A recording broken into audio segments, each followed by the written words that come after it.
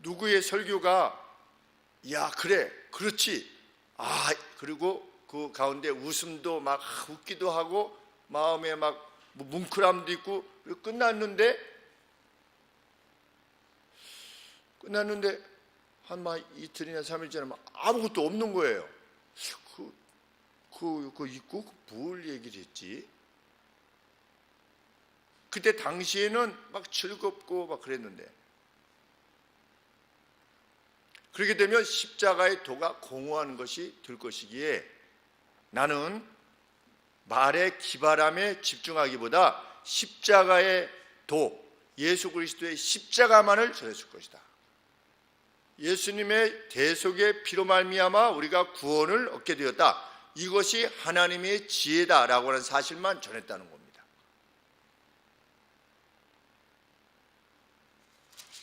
오늘 2장 1절에서도 형제들이여 내가 당신들에게 나아가 하나님의 증거를 전할 때에 하나님의 테스티모니, 하나님의 증언들, 성령 하나님께서 또 부활하신 예수님께서 사도 바울에게 이것을 전하라고 하시면서 주셨던 그 증언의 내용들을 전할 때 그것을 하나님의 증언이다 또는 하나님의 증거라 이랬는데, 하나님의 증거를 전할 때에 말과 지혜의 아름다운 것, 기발함으로 설교하려 하지 않았습니다. 지금 바울이 왜 이런 것들을 계속 말하고 있냐면 1차적으로 제기되는 문제가 무엇이었습니까? 그들 안에 나눔이 있었기 때문입니다. 우리는 아볼로파다, 나는 그리스도파다, 나는 바울파다 막 이렇게 하니까 지금 바울이 말하려고 하는 바는 왜 이렇게 자신이 그리스도의 도만을 말하려고 했느냐라고 말하느냐. 나는 당신들에 의해서 다른 지도자들과 비교하여 구별된 존재로 나를 인식할 수 없다는 것입니다. 나는 내 자신이 높임 받을 만한 그 어떤 것도 행하지 않았다는 겁니다. 그리고 그것이 나의 목적도 아니라는 겁니다. 그런데 나는 바울파다 이렇게 말할 수 없다는 겁니다.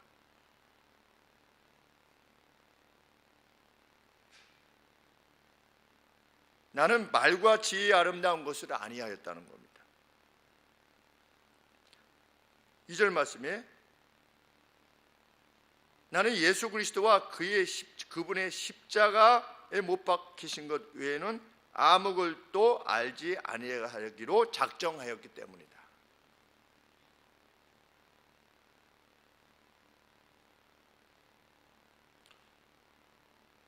그래서 바울은 이 바울의 서신들을 보면 유대인들이 듣기를 원했던 그리스도의 이적에 대한 내용이 하나도 안 나옵니다.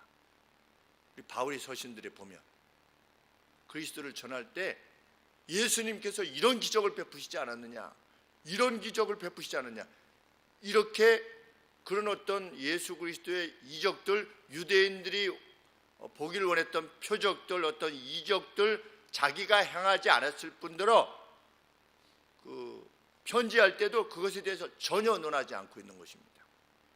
왜? 사람들이 마음이 거기에 쏠릴까 봐.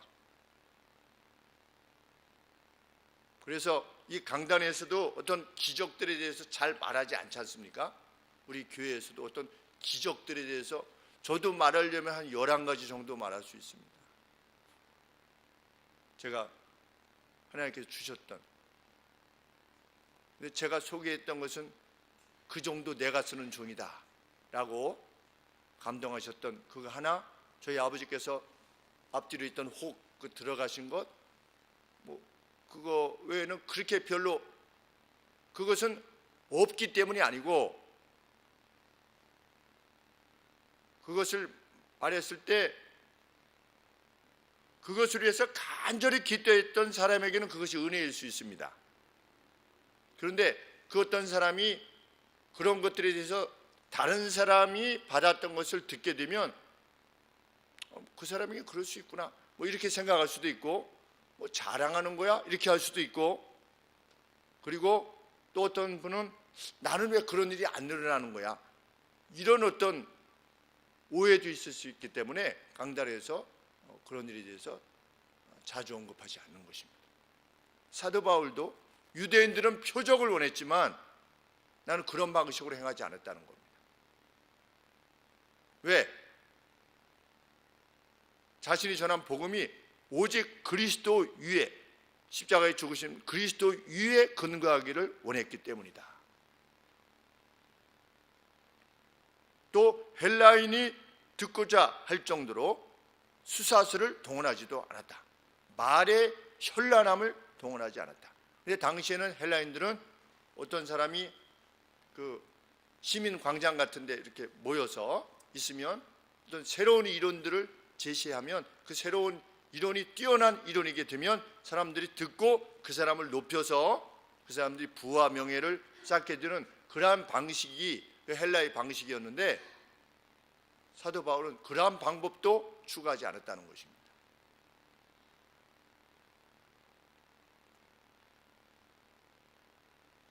우리 하버드 대학 그 교수님이 오셔가지고 정의란 무엇인가 해가지고 EBS에서 방송했을 때 그런 것을 예를 들지 않습니까? 철길이 있었는데 철길 안에 저 기차 안에 많은 사람이 타고 있었고, 또 이제 근데 브레이크가 고장 나가지고, 정확하게 기억나지 모르겠지만 브레이크가 고장 나서 이제 뭐 내리막길로 가고 있는데 두 길로 갈 수 있는데 이쪽으로 가면 이 기차 안에 타고 있던 사람들이 많이 다치게 되는데, 이쪽으로 가면 기차 안에 있는 사람들이 덜 다치게 되는데, 안타깝게도 이쪽 길에는 그 철도원들이 이렇게 공사를 하고 있어서 만약에 이쪽으로 가면 기차 안에 있는 사람들은 보호를 받지만 몇몇은 희생되어야 되는데 어느 것이 정의냐, 이런 식으로 접근을 했습니다. 어떤 길로 가는 것이, 그렇게 이제 처음에 어떤 이슈를 던지면서 말을 시작하는데 사도 바울은 나는 그런 거 안 한다는 겁니다.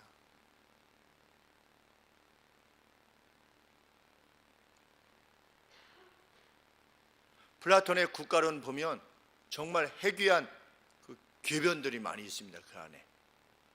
그리고 야, 이런 것까지도 생각을 했구나, 이렇게 할 정도의 어떤 그 기발한 말들이 있습니다. 기발한 예들도 있고, 만약 이렇다면 이렇게 되는데 어떻게 할 거냐, 이런 식으로 하면 야, 그 답변하기 참 어려운.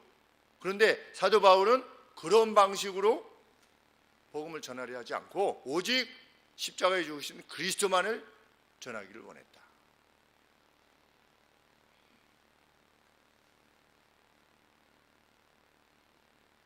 그것만이 사도 바울의 타협 없는 가르침이었습니다.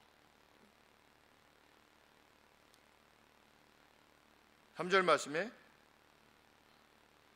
내가 당신들 가운데 있을 때 거창하게 무엇을 막 해가지고 그렇게 한 것이 아니라 그 복음을 전할 때 나는 어떤 존재였다. 나는 육체적으로 약한 존재였고, 나는 당신들이 높일 만한 그러한 존재도 아니었고, 두려워했던 존재이며 심히 떨었던 존재가 아니었었느냐, 복음을 전할 때. 그래서 우리 사도행전 18장 10절에 보시면 사도 바울이 고린도에서 복음을 전할 때 주께서 환상 가운데 나타나셨습니다. 그리고 뭐라고 말씀하셨냐면 두려워하지 말고 잠잠하지 말고 말하라. 내가 너와 함께 있음에 아무 사람도 너를 대적하여 해롭게 할 자가 없을 것이기 때문이다. 이렇게 주께서 환상 가운데 바울에게 나타나셨어요. 고린도에게 복음을 전할 때. 사도 바울이 철인이 아니었던 겁니다. 나는 당신들에게 복음을 전한 것이 내가 철인이었기 때문에 가서 죽어도 그만이야, 이렇게 복음을 전한 게 아니고, 내가 당신들에게 복음을 전할 때 나는 약하고 두려워했고 떨었던 존재입니다. 내가 높임을 받을 수 있는 존재가 아니라는 것입니다. 주님이 심지어 나타나셔가지고 두려워 말라, 잠잠하지 말라. 아이고, 그만 말해야 되는가? 잘못하면 나 죽겠구나, 이렇게 생각하지 말고 복음을 말해라 라고 하실 정도로 나도 연약한 존재일 뿐이다. 겸손해서가 아니라.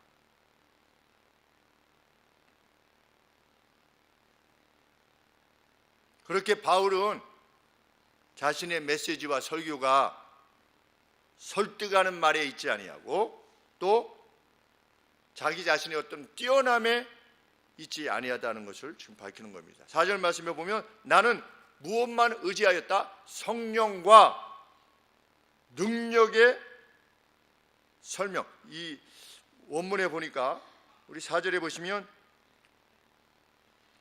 다만 성령의 나타남과 능력 이렇게 되어 있거든요. 내 말과 내 전도함이 지혜에 권하는 말로 하지 아니하고 다만 성령의 나타남과 능력으로 하여 이렇게 되어 있는데 말이 어렵죠. 이게 무슨 뜻인가? 그랬는데 원문에 보니까 뭐라고 되어 있냐면 성령과 능력의 데몬스트레이션, 설명, 그러니까 성령의 설명이다 이렇게 되어 있습니다. 성령과 능력의 설명, 그러니까 demonstration of the Spirit, 성령의 demonstration, 그리고 demonstration of power, 능력의 설명에 나는 단지 의존했을 뿐이다 이랬는데 이게 무슨 뜻이냐?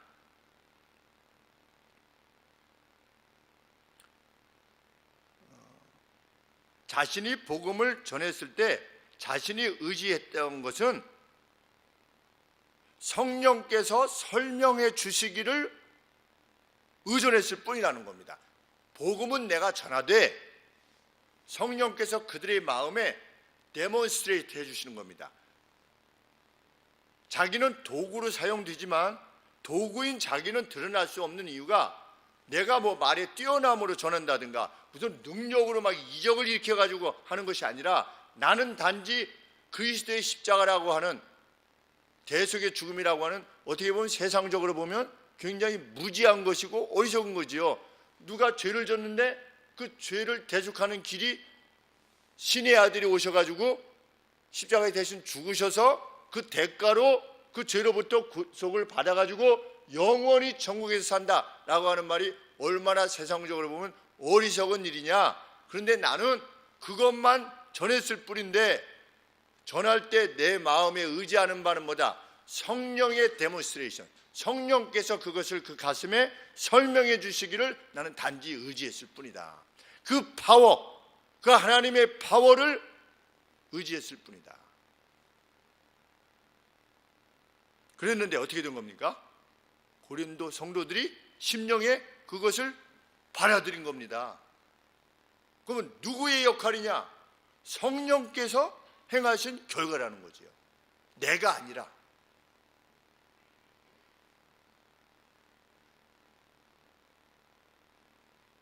바울은 자신이 세상이 말하는 지혜 방식으로 전하지 않지만 그럼에도 실상은 원숙한 이들에게 지혜를 천명한다.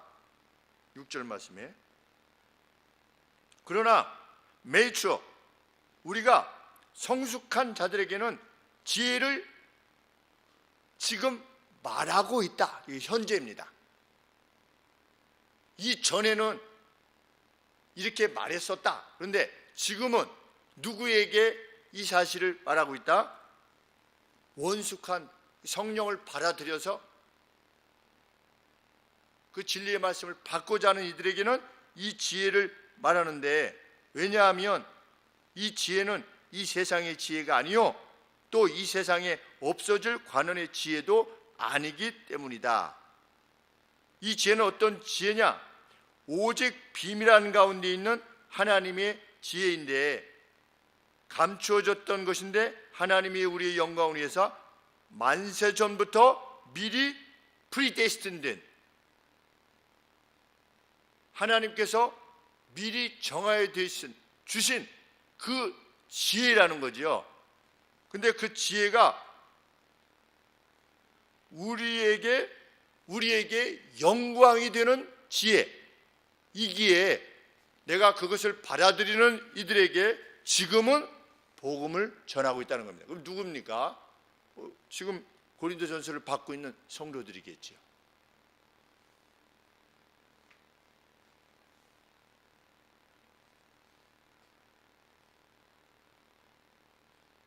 지금 사도 바울이 말하고자 하는 바는 2장 5절까지는 자기 자신의 연약함입니다.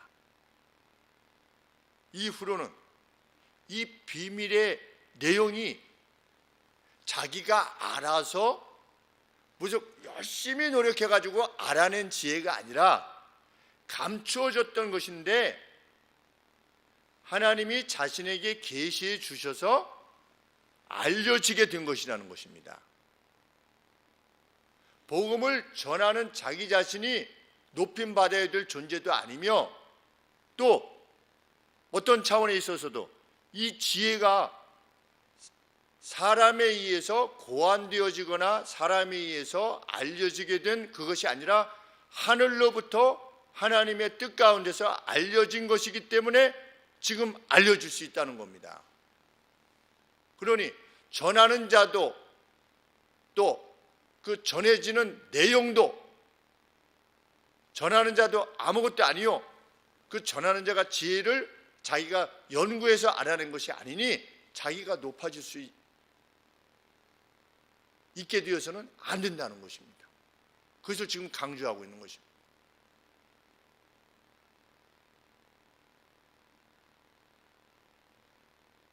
우리가 교회 내에서 누가 믿음이 좋다, 뭐 약하다. 근데 사도 바울이 우리 그것 때문에 교회가 나눔이 있지 않습니까? 교회는 누구는 뭐 교회를 위해서 애쓴다, 누구는 뭐 덜 애쓴다. 그것으로 인해서 교회가 나누어지는데 이 같은 사실에 대한 인식을 지니게 되면 사도 바울조차도 나는 아무것도 아니다. 우리 전체가 복음을 받게 된 것은 그리고 내 자신이 우리 각각이 복음을 받게 된 것은 성령에 의한 것이고 만세전부터 감추어져 있던 그 미스테리가 드러나게 된 것 역시 성령에 의한 것임을 인식하게 되면 그 누구도 복음 안에서 다른 사람을 바라볼 때 100데나리온 빚진 사람으로 바라본다든지 나보다 나는 저 세리와 같지 아니함을 감사해나다 한다든지 복음 안에 있는데도 불구하고 어떤 사람을 저주한다든지 결코 이룰 수 없다는 것입니다. 누굴 미워한다든지 못마땅히 한다든지 이럴 수 없다는 것입니다.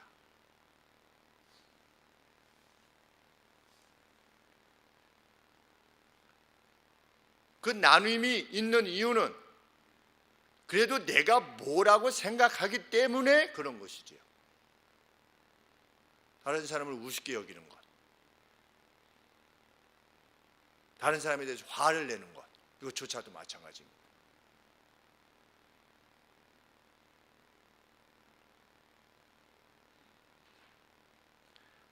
사도 베드로 역시 베드로전서 1장 12절에서 이렇게 드러나진 이 내용, 그리스도의 십자가로 말미암아 구원을 얻게 된다라고 하는 것이 하나님의 지혜요 하나님의 계획이라고 하는 사실을 누구도 보기를 원한다. 천사들도 심지어는 보기를 원하는 하늘의 미스테리였다. 근데 그 하늘의 미스테리를 하나님께서 성령 하나님을 통하여 알려주셨다라고 밝히고 있습니다. 우리 베드로전서 1장 12절에 보시면 이것은 하늘로부터 보내신 성령을 힘입어 복음을 전하는 자들로 이제 너희에게 구한 것이요 천사들도 살펴보기를 원하는 것이니라. long to look. 천사들조차도 이거 뭐야 이렇게 천사들조차도 하나님의 그 구원의 계획의 그 신비함에 대해서 알 수 없었다는 것입니다. 그런데 성령께서 알게 해주신 것이지요, 구원의 방식을. 근데 그 누가 감히 나는 이 교회를 섬긴 지 30년인데 이제 한 5년 돼가지고 이럴 수 없다는 것입니다.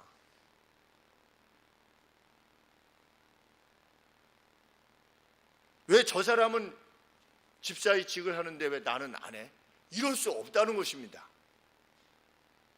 그것은 그런 마음은 뭐가 있는 겁니까? 나는 좀 뭐가 된다라고 생각하는 겁니다. 근데 교회는 그런 것이 아니라는 것입니다.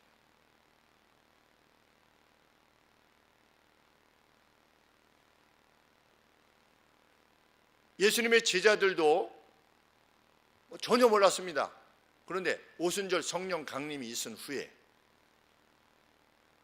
성령 하나님께서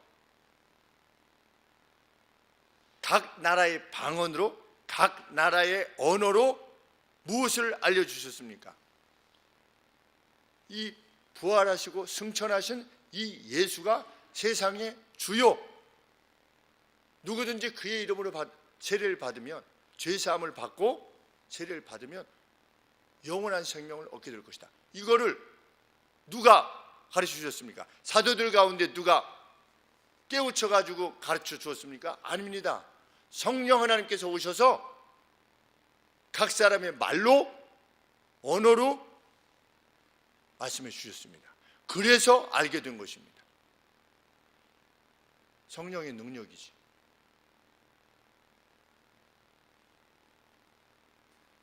이 말은 자연인으로서의 그 누구도, 세상의 그 누구도 십자가에서 그리스도께서 받으시는 그 벌로 인하여 세상이 구원받게 될 것이라고 하는 것은 선제적으로 생각할 수 없는 일이었다는 것입니다. 그 누구도 신의 방식이, 구속의 방식이 이런 것이다라고 하는 것에 대해서 그 누구도 생각할 수 없었다는 것이죠. 그래서 12절 말씀에, 9절 말씀에 하나님이 자기를 사랑하는 자들을 위하여 예비하신 모든 것, 그리스도의 십자가지요. 이것은 눈으로 보지 못하고, 누구의 눈으로 보지 못한 겁니까? 자연인으로서 눈으로 봐도 그것이 무슨 의미인지 모르고, 귀로도 듣지 못하고, 사람의 마음으로도 결코 생각할 수 없는 방식이었다. 전적으로 하나님의 계획이었다. 이것이 성령에 의해서 교회 안에 계시되었다. 사람들의 심령에 계시되었고, 그것을 받아들일 수 있도록 설명해 주신 분도, 데몬스트레이트 하신 분도 성령 하나님이시다. 근데 왜 나를 주목하느냐 이러는 것입니다. 바울이.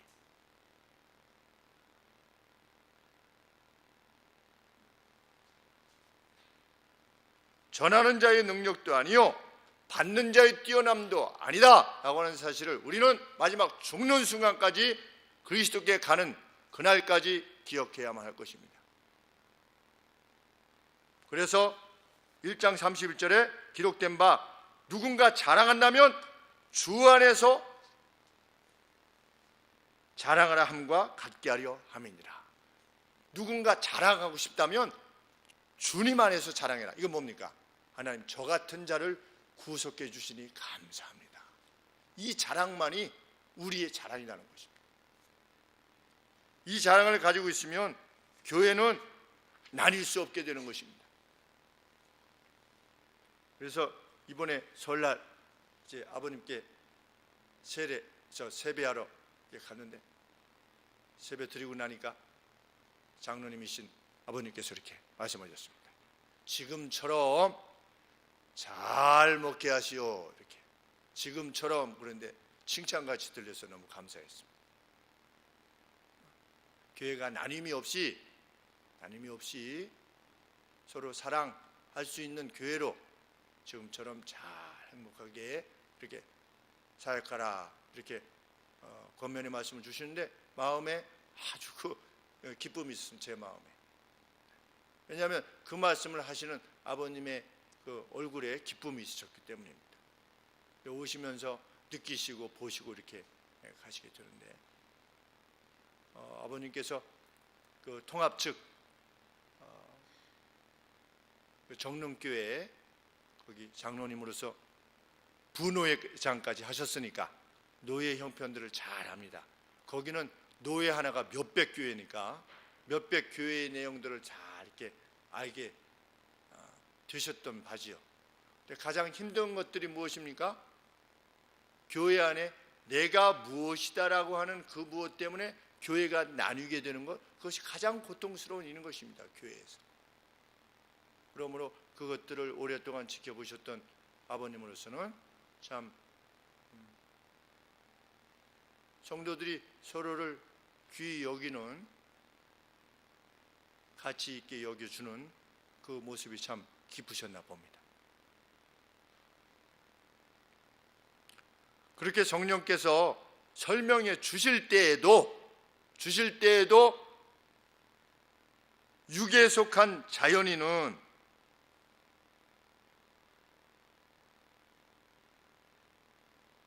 그것을 받아들일 수 없는 것입니다. 14절 말씀에 육에 속한 사람은 그런데 내추럴 맨이라고 되어 있는데 자연인입니다. 그냥 일반 사람들은 그 성령이 설명하시는 것조차도 받아들이지 않는다. 그래서 그 각 나라 방언으로 복음을 막 성령께서 막 전하실 때에 세술이 취했다 이렇게 조롱하면서 반응했을 뿐입니다. 근데 그 동일한 복음의 내용을 우리가 듣게 되었을 때 우리는 어떻게 된 겁니까? 우리는 받아들이는 거 아니겠습니까? 그럼 받아들이는 거는 무엇에 의한 거냐? 우리가 그 누군가의 복음을 전달받을 때 성령께서 그것이 사실이라고 하는 진리라고 하는 것을 데몬스트레이트 해 주시기 때문에 우리가 받아들일 수 있게 되었다는 겁니다. 그러니 은혜 입은 자로서 우리가 살아가는 것입니다.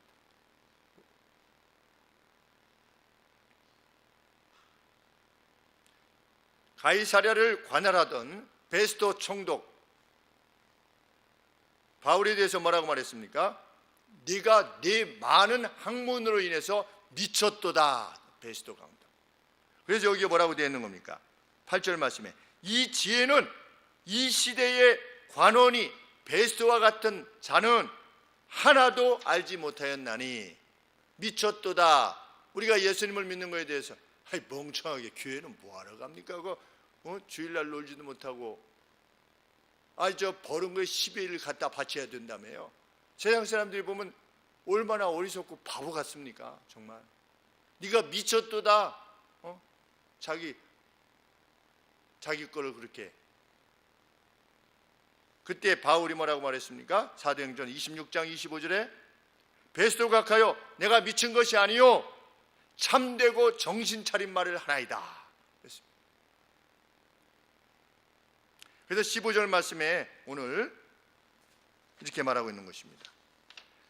영적인 사람은 모든 것을 판단할 수 있지만 자기는 아무에게도 판단을 받지 아니하느니라. 왜? 이것이 선각자입니다. 선각자. 사실에 대해서 아는 자. 이것은 바울이 오만하기 때문이 아니라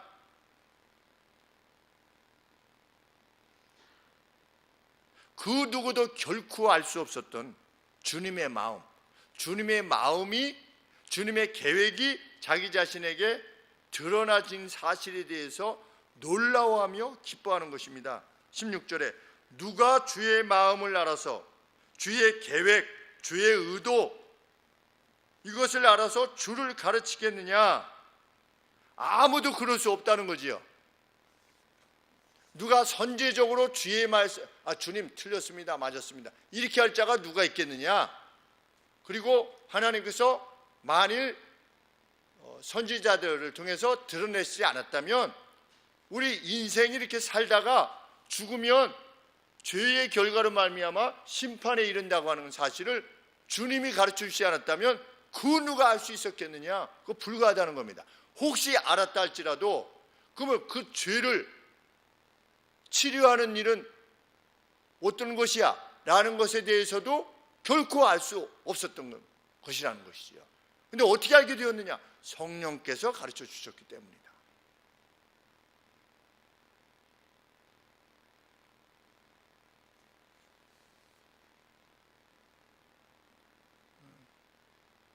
이것이 바울이 자신의 날들을 살아가게 하는 기쁨의 이유였고 살아있어야만 하는 본질적인 이유였습니다. 그에게는. 그래서 바울을 비롯한 모든 사도들은 그리스도의 십자가만을 전했고 중간 과정이 없어요. 이 사도들은 성령으로부터 받던 그 계시를 인하여서 늘 무엇을 말했냐면 저기를 말했어요.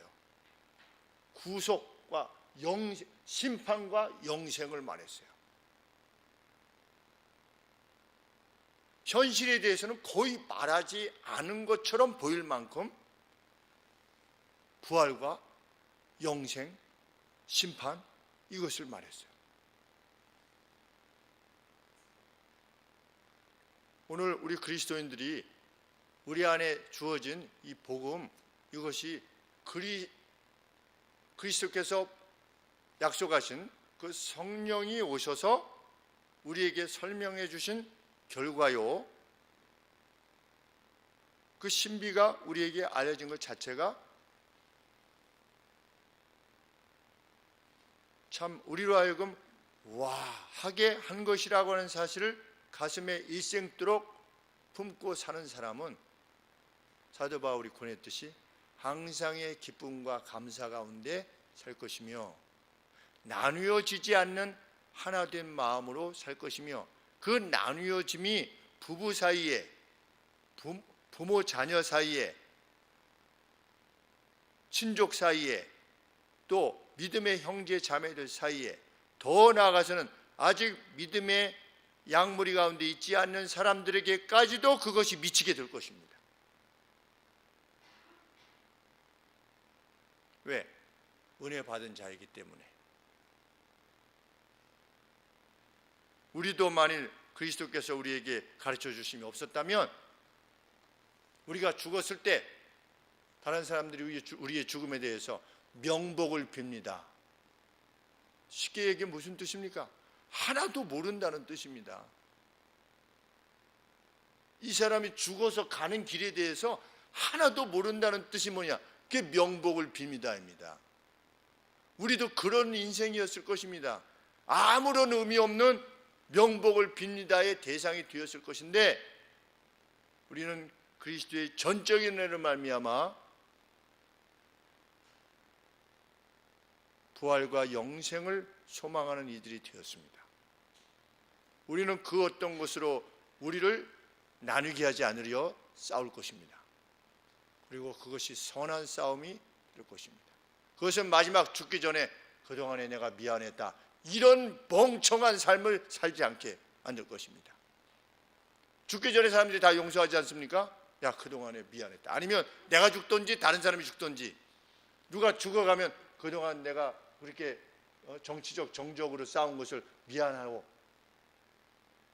그래서 저는 제일 멍청한 것이라고 생각이 듭니다. 우리가 지혜를 받은 자로서 일찍이 그 지혜를 받은 자로서 살아가게 된다면 우리 일생은 더욱더 복된 인생을 살게 될 것이라 믿는 것입니다. 기도하겠습니다. 하나님 아버지, 고린도 교회 안의 이 갈등들의 본질적인 문제가 자신들에게 주어진 은혜의 복음이 어떤 것인가에 대한 깊은 깨달음을 지니지 못했기 때문이라는 것을 우리 말씀을 통해서 배우게 됩니다. 하나님, 우리 자신들이 진정 우리 자신의 그 어떠한 뛰어남으로 우리가 복음을 받아들이게 된 것도 아니요 하나님의 전적인 은혜로 말미암아 우리 심령에 깨우쳐 주시는 성령 하나님의 은혜로 말미암아 우리가 복음을 받아들인 존재됨을 기억하게 하여 주시고 일생 하나님 은혜 받은 자로서의 삶을 살게 하시고 우리의 모든 싸움이 선한 싸움이 되도록 도우시고 공중 권세 잡은 원수 마귀와의 싸움임을 그것의 기만과의 싸움임을 결코 잊지 않고 살아가게 하여 주시옵소서. 예수 그리스도 이름으로 기도합나이다. 아멘.